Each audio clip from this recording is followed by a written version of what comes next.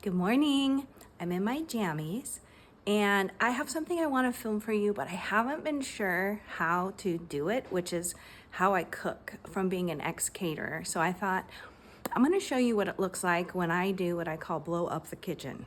So I'm in my amazing kitchen and we have a huge island. It's the reason we bought this house. And what I do is I'm a person who's very physical in my organization and kinesthetic in production. And so I am showing you how I make huge volumes of food for events and prep for the next week and everything all at once. So what I have going up in here is, first of all, I make a list. This is what is on Jen's menu today for a family lunch I'm hosting. I have a Caesar salad, a chicken gnocchi soup. That's my knockoff of the Olive Garden. I'm making gnocchi, so homemade gnocchi. A pesto chicken potato roast. Chicken ham, because I have ham, a delicious ham and sage, which is an Italian medley called also Buco, a salt in the mouth. And it's a great combo, so I need sage. There's thyme in the gnocchi soup. I'm making 2 pans of mac and cheese. One is a thank you to a lady at work that gives me my eggs, 2 loaves of sourdough bread, and a coffee cake. Somebody's like, wow, that sounds like a Christmas dinner for 40. Well, that's about what I used to do is a dinner for 50 every night when I had my restaurant. And so when that happened, I got really good at efficiency. And the truth of the matter is once you start blowing up the kitchen, and once you turn that oven on, you can just keep it going. And it's 9 o'clock. I'll be sitting here sipping a thing of tea by 11:30. It's 9:15. So I also wanted to show you my little chefy garden. So come with me. So I have my little basket and I already started, but I was like, oh, I gotta film this. And even though I don't have a big garden, I have a big garden at Auntie Pie's. I have a chef's garden out here in my backyard. So I'll come out here, I'll set out all my ingredients, I'll get it going, and then I will start cutting things. And I wanted to show you just how much I have and how much I use in this little space. So for those of you that, grow things, you know that even just herbs can save you quite a bit of money. So my chicken gnocchi soup has lemon thyme in it. So that's this herb right here. I have a lemon thyme, a lime thyme, rosemary, some chives. So I'm just gonna cut some chives, put those in my gathering basket. And I wanted to show you the carrots. So in this grow bag, I grew some carrots and I just looked for one. Yummy, right? I had some great sized carrots. These have just been hanging out. So they like to be thinned. So I look for one that has a bigger base to it. And then you just pull it out. Right? So for those people that love to cook, like I do, that's great. So I've got the thyme here that I'll need. And the herbs like to be trimmed back. So, of course, I only have 2 hands. One to hold that. Here's my little basket. And I got my little basil. And basil, all their plants are wanting to go to seed. And so you see this plant right here? He's trying to form a flower. We just pinch it off. There's a little basil. I'll put that. And these are some beautiful scallions. So they are growing in my lavender. I pick a few of those. They're ripe. I get those chopped up.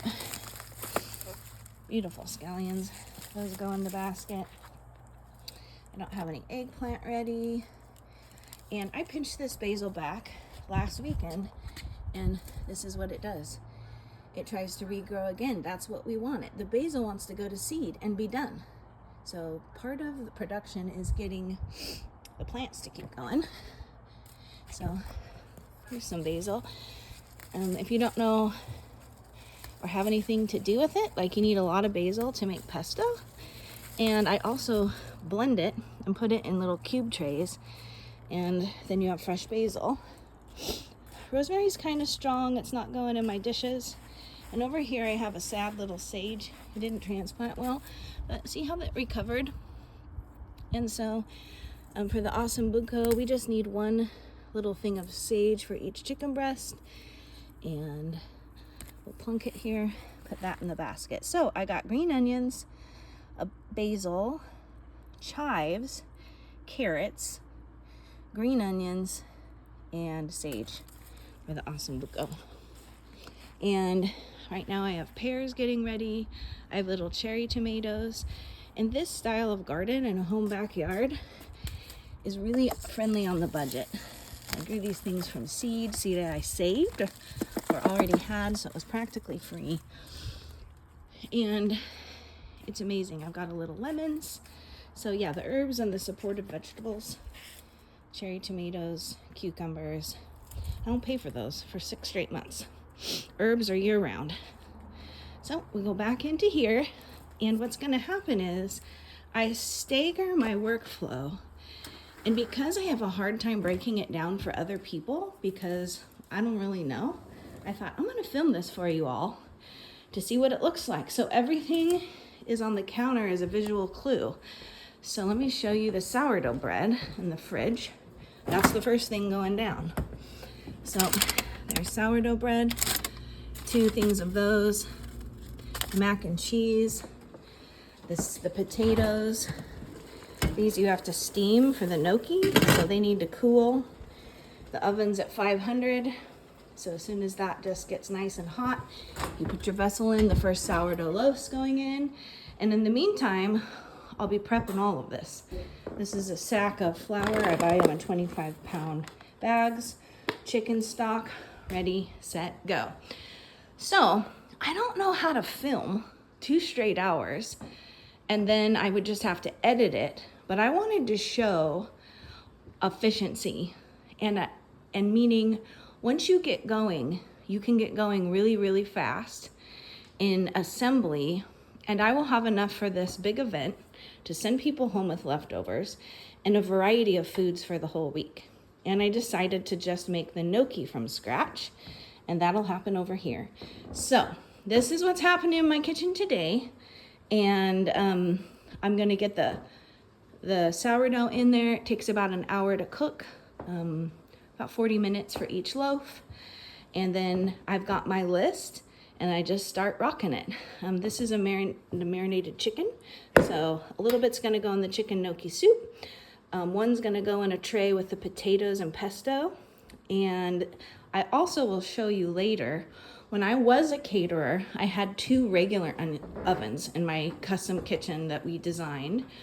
And I had pans that side by side fit in the oven like this, 1 and 2. And I told my husband, man, I miss those pans.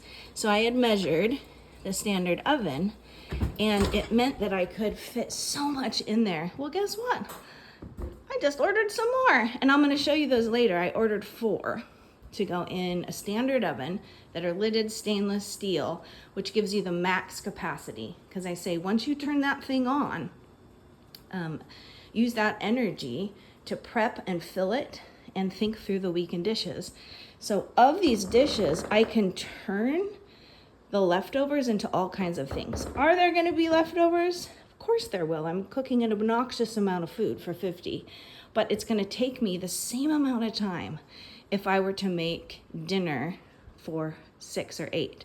And so catering was an accidental success in my life that came after I worked in event management in my early 20s and applied business processes to cooking. So I'd like to film some more of that. So I thought I'm gonna give you an overview video. And wouldn't you like to, if you only have 2 hours, cook in such a way that it's handmade, amazing, but you're also good for the week. You also might have prepped something to go in the freezer. So this is gonna be fun. So let me know what of it you'd like to see, because I can't set my camera here for 2 straight hours.